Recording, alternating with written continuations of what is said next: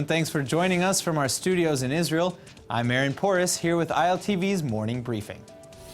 Iranian forces launched 6 ballistic missiles into Syria Monday morning, as well as several drone bombers, in order to target alleged ISIS terrorists. Tehran claims that the terrorists were responsible for an attack on an Iranian military parade last month that killed 25 people, and that they had connections to enemies of the state like the United States, Israel, and Saudi Arabia. That's why written on the missiles were the words, quote, "Death to America, death to Israel, death to al-Saud, and kill the friends of Satan." Israeli Prime Minister Netanyahu has already responded to the attack as insane, however, saying that, quote, "Iran's attempt to tie Israel to the terrorist attack in southern Iran is ridiculous, and that the fact that death to Israel was written on the missiles launched at Syria proves everything," end quote. Colonel Sean Ryan from the United States-led Combined Joint Task Force in Syria also said that the coalition is investigating any damages or increased risks. But this latest attack also comes just as Prime Minister Netanyahu accused Iran of having secret stockpiles of nuclear material and equipment in Tehran during his speech at the United Nations General Assembly last week. He then showed alleged proof and demanded that the IAEA investigate his claims, reiterating again that Iran's aggressive behaviors and nuclear aspirations are far from over. Netanyahu also pointed to very recent examples, including the arrest of Iranian agents in the United States and in Europe in recent weeks. Iranian officials responded by accusing Netanyahu of being a habitual liar and attempting to draw attention away from Israel's, quote, "brutality against Palestinians," end quote.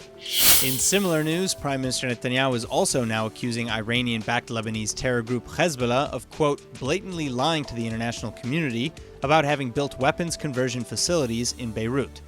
On Thursday, after Netanyahu made the claims to the United Nations, the Israeli military released satellite images purportedly showing sites in the Uzai neighborhood near Beirut International Airport. Sites that Israel claims are being used by Hezbollah to secretly convert surface-to-surface rockets into accurate missiles. Israel further claims that this is further proof of Iranian meddling in the Middle East, and that senior Hezbollah officials deliberately transferred these military operations to the population center of Beirut, therefore knowingly endangering civilians.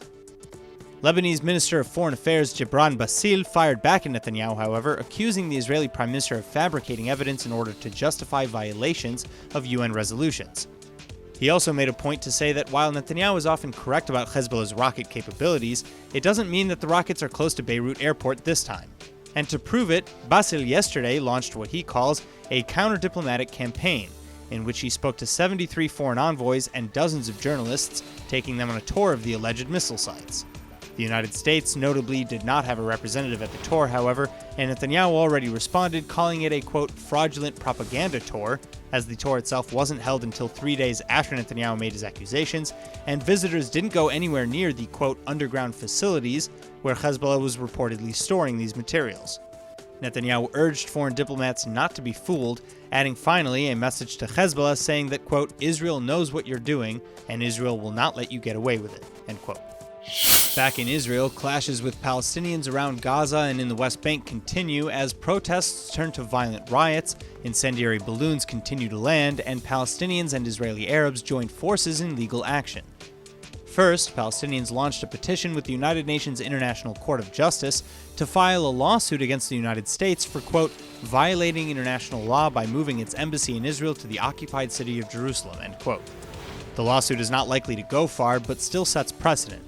Similarly, on Monday, Palestinians and Israeli Arabs banded together in a general strike against the recently passed nation-state law, as well as in memory of 12 Palestinians who were killed in 2000.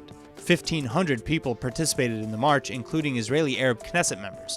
The government has responded by again arguing that the new law does nothing to harm citizens' rights.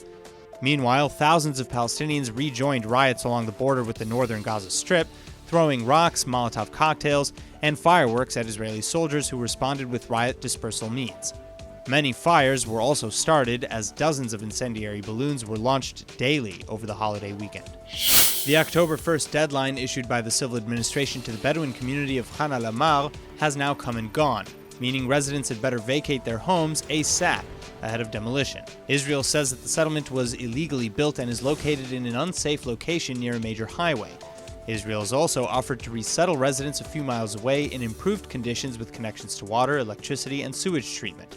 Yet none of the residents chose to demolish their homes themselves, and Israel is now legally able to carry out forced evacuations and demolitions.